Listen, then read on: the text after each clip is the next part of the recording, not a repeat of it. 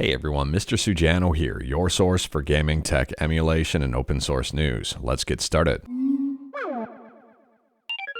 Alright, to kick things off, we're talking about Microsoft Flight Simulator 2024. Now, if you remember when this game just launched, it had an overwhelmingly negative review score over on Steam.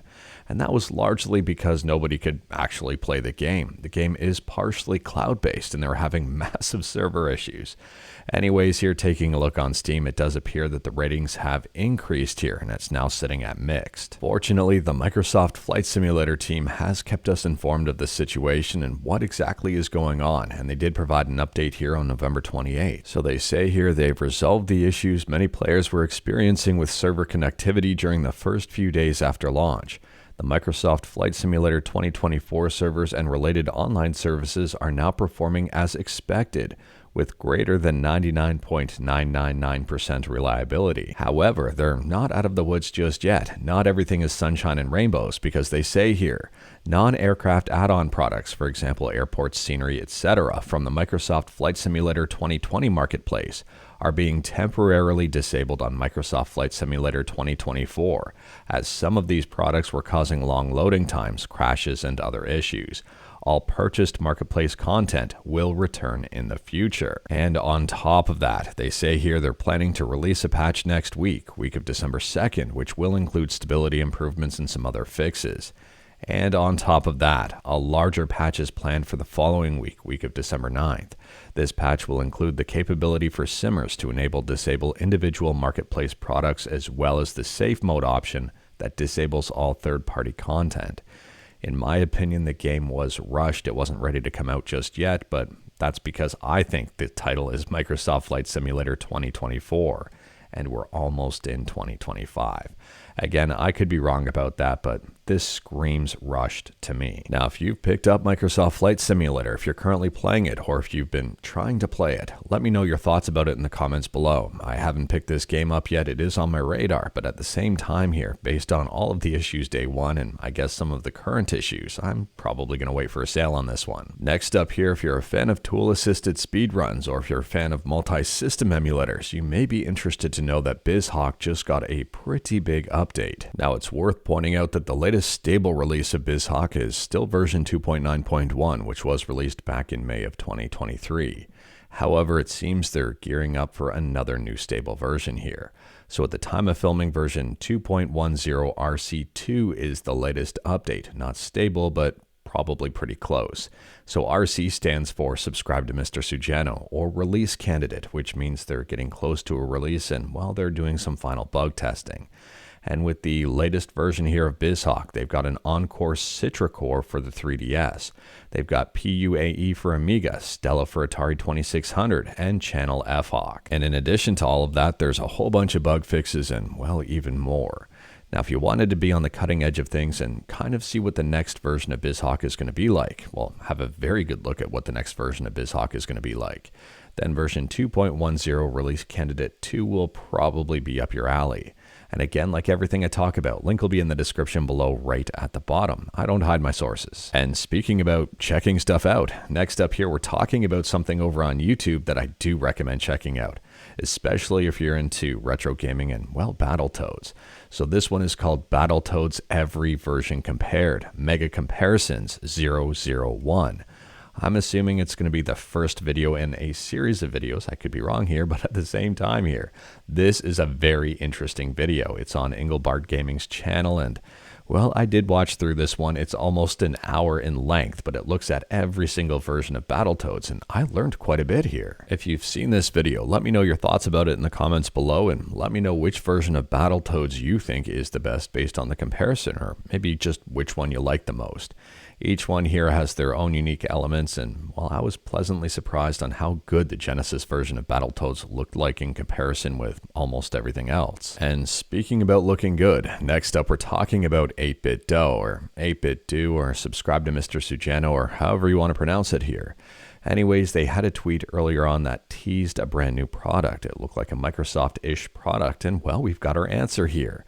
And to me, this looks absolutely incredible. I don't even need this stuff, but I want it. Anyways, it's the 8BitDo Retro 87 Mechanical Keyboard Xbox Edition.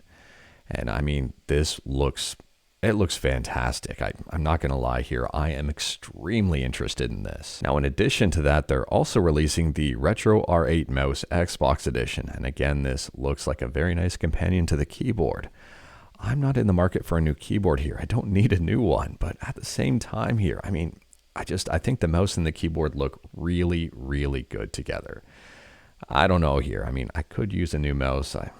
I'm on the fence on this one. I'm holding out for an SNES version. I think that would be absolutely fantastic. But at the same time here, I think they worked magic with this mouse and keyboard look. The price for the keyboard is $120. It does include those A and B buttons that I don't think are necessary, but whatever, they're there and some people seem to like them. And it will be released on January 16th of 2025, so just in a little over a month.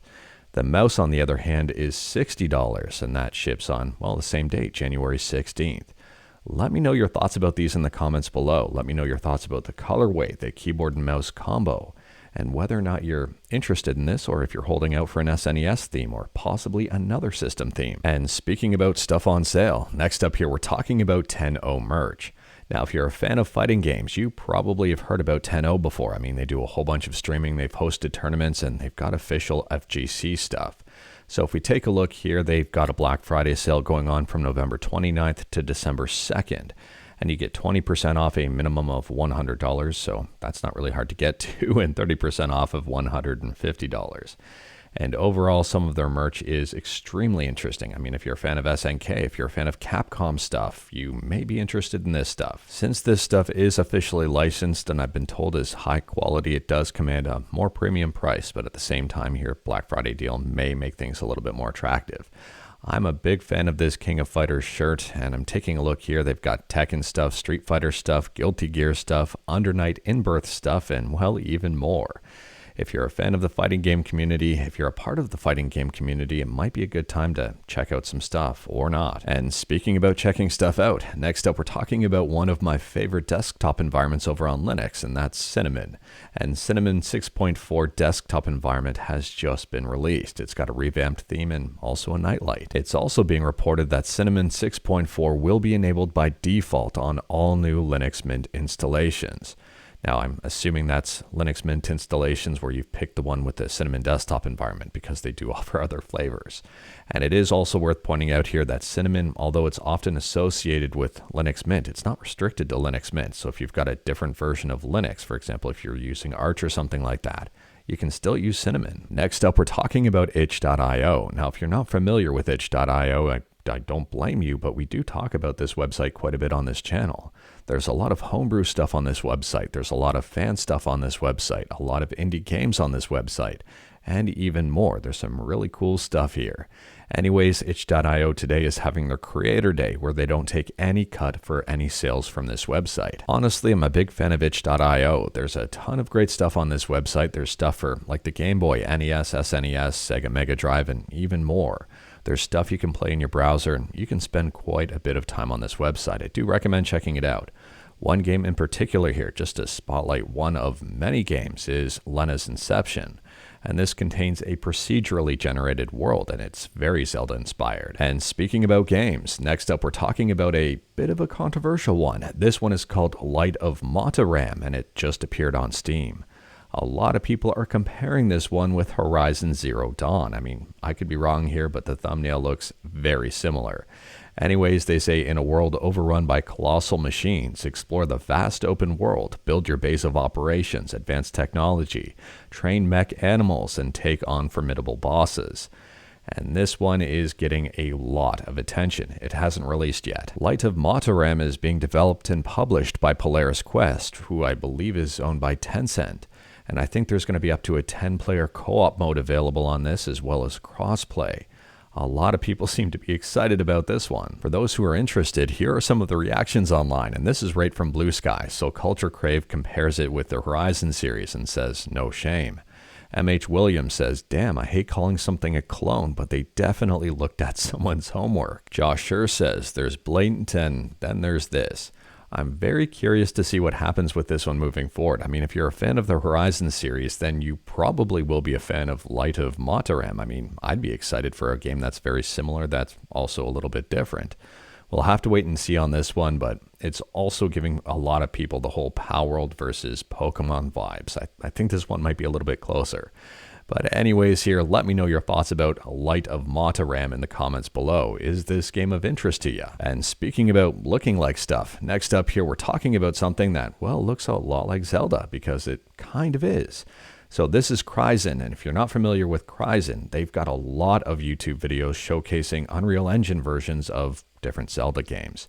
And this is the brand new one here. It's called Unreal Engine 5.5, Zelda Ocarina of Time Road to Great Fairy plus download link. Now to me, this one looks absolutely fantastic. Let me know your thoughts about it in the comments below. The video is just over 15 minutes long, and I heavily recommend giving it a watch. It's super cool. I mean, overall, Cryzen does a fantastic job of really utilizing Unreal Engine 5 to make something that I wish we had back in the day. This is awesome. Now, Cryzen's videos go back years. I mean, they were doing stuff on Unreal Engine 4 before. They've got more stuff than just Zelda, and these videos are pretty darn cool. I find them very fascinating. Let me know your thoughts about them in the comments below. Are you as equally fascinated, or do you care? And speaking about fascinating, next up we're talking about Dave the Diver. And Dave the Diver has been a smash success ever since it was released, and well, they've just announced they've got over 5 million copies sold. If you haven't played Dave the Diver before, it may be worth checking out. It's currently on sale. On Steam right now, Dave the Diver is listed at 30% off, and it's got an overwhelmingly positive review score with over 100,000 reviews. And you can't get too much higher in terms of reviews over on Steam. Next up, we're talking about an emulation launcher over on GitHub. It's called Emuze. It's 100% open source and just got a brand new update. And they say here, my main goal for Emuze is to have an emulation launcher that is as fast and simple as possible. With this, you don't have to configure every emulator and fine-tune metadata of your ROMs. If your ROMs are named correctly, a link on the import button should import your emulators and ROMs all together, and therefore no configuration is necessary. So at the time of filming, version 0.52.1 is the latest update. And this one may be problematic. I don't know here, I'm not a lawyer, this is not legal advice or anything like that. But from my understanding, Nintendo did take down Ryujinx. I don't know what that means for older versions of Ryujinx. Anyways, here they say pre-configure Ryujinx, bundle Ryujinx version 1.2.76. Pre-configure Dolphin, bundle Dolphin 2407. I'm very curious about this one. I haven't used Emuze. Let me know your thoughts about Emuze in the comments below. And speaking about launchers, next up we're talking about Launchbox, and we talked about this potential upcoming sale in an earlier video, and well, now it's here. Launchbox is having their annual Black Friday sale. So if we take a look, their regular license is 50% off. The lifetime license, this is for Windows, is 30% off. And over on Android, the regular license is 50% off and the lifetime license is $15 off. Now, it is worth pointing out that Launchbox has some pretty hefty competition out there on Android and, well, I guess also on Windows. There are a lot of launchers out there that keep getting better and better. Some of them are free, some of them are open source. A lot of people seem to really like Launchbox for the big box experience.